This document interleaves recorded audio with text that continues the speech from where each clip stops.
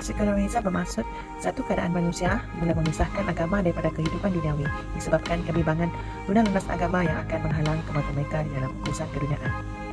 Hal ini terbukti sejak peralihan zaman gelap di Eropah ke zaman Renaissance, iaitu kelahiran semula.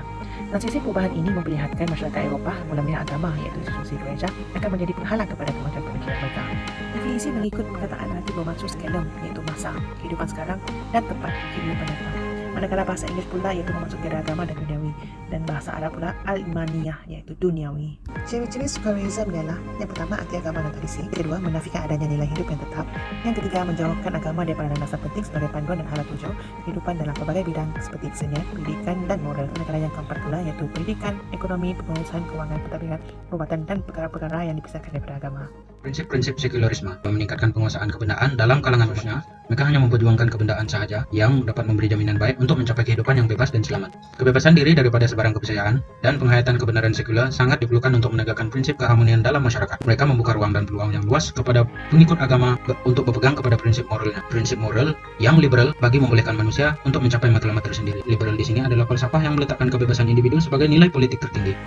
Berikut adalah cara-cara penyebaran sekularisme yang disebarkan melalui 3 media, yaitu pendidikan, media massa, dan juga undang-undang. Melalui pendidikan, golongan sekularisme akan menghantar pelajar ke luar negara untuk melanjutkan pelajaran. Kemudian mereka akan menghapuskan pelajaran agama atas nama pendidikan. Seterusnya, mereka akan memperkenalkan institusi pendidikan asing di negara-negara Islam. Media massa, golongan sekularisme akan menyebarkan pahaman mereka melalui program yang tidak ilmiah dan berosakkan minda. Contohnya, film percintaan, fantasi, hiburan, dan gambar-gambar serta video porno. Kemudian melalui undang-undang, golongan sekular akan memastikan agar undang-undang Islam tidak dirujuk walau dalam masalah kecil sehingga Islam kelihatan tinggal hanya nama sahaja. Kesan-kesan penyebaran sekularisme meliputi 6 aspek. Yang pertama aspek pemikiran, kedua politik, ketiga sosial, keempat perundangan, kelima pendidikan, dan keenam ekonomi. Dari segi aspek pemikiran, ianya akan melemahkan keimanan dan akidah. Kedua, keraguan terhadap Rasul, para malaikat, hari kiamat dan Al-Quran serta keadak dan kadat. Ketiga, memandang soal agama hanya ritual semata-mata. Dan keempat, urun adab dijaga namun larangan Allah masih tidak diberikan. Dari segi aspek politik pula, aliran politik marak menjadi pegangan, contohnya kapitalisme, sosialisme, dan nasionalisme. Kesannya juga memisahkan aspek politik daripada tugas ulama, pengasihan ulama di masyarakat politik di parlimen. Aspek sosial pula, perubahan dari segi berfikir, bertindak dan gaya hidup yang mengasihkan diri daripada agama. Kedua, keluhuran moral dan akhlak berdosa. Ketiga, aktiviti sosial dikelaskan kepada dua, aktiviti agama dan aktiviti beragama. Naik sekali dalam aspek berpakaian tidak memungkinkan aurat mengenai pergaulan tiada batasan. Dari segi perundangan pula, pertama penggantian undang-undang Islam kepada sistem perundangan Inggris. Kedua, sistem perundangan Malaysia dalam dua bentuk undang-undang Islam dan undang-undang sivil. Ketiga, kebanyakan perundangan menggunakan undang-undang sivil hanya perkara kecil dan pribadi menggunakan undang Islam. Terakhir, mahkamah syariah dan mahkamah biasa wujud di Malaysia. Di pendidikan pula, kerana sistem pendidikan lebih memberikan hal dunia. Kedua, sistem pendidikan negara disusun daripada persekolahan ke tingkat tinggi. Ketiga, pengajian subjek-subjek yang menggunakan idea barat. Keempat, aliran nilai Islam kurang menjadi keutamaan. Segi aspek ekonomi pula, sistem ekonomi terbentuk iaitu kapitalis dan sosialis. Kedua, sistem perbankan yang tersekaliber masih dilaksanakan. Tiga, aspek pelaburan dan perniagaan masih tidak membendung kelulusan permit arak dan judi.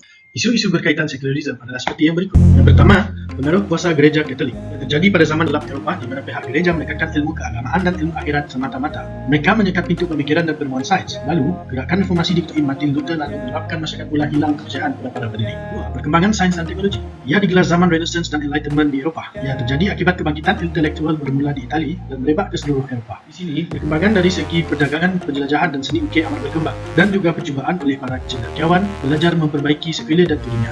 3. Regulasi Prancis 1789. Kebangkitan kaum borjuis melawan aristokrat, feodal dan padri. Masalah ekonomi dan ketidakpuasan hati rakyat terhadap bangsawan, agamawan yang menindas, bersenang-lenang dalam kekuasaan dan pengaruh yang digunakan mereka. 3 prinsip yang menjadi tiang ideologi revolusi adalah liberté, égalité dan fraternité. Maka tersebarnya sekularisme dan ideologi modern lain. Kesimpulannya, pahaman sekularisme telah membawa banyak keburukan kepada bangsa negara. Demikian, aliran sekularisme ekstrim yang memusuhi Tuhan dan mengambil sikap anti agama semakin dominan. Ia sekali tidak dapat diterima terutamanya di negara kita Malaysia. Pada sarjana hari ini telah mengusulkan supaya agama dikembalikan untuk mengimbangi pahaman sekularisme ekstrim ini.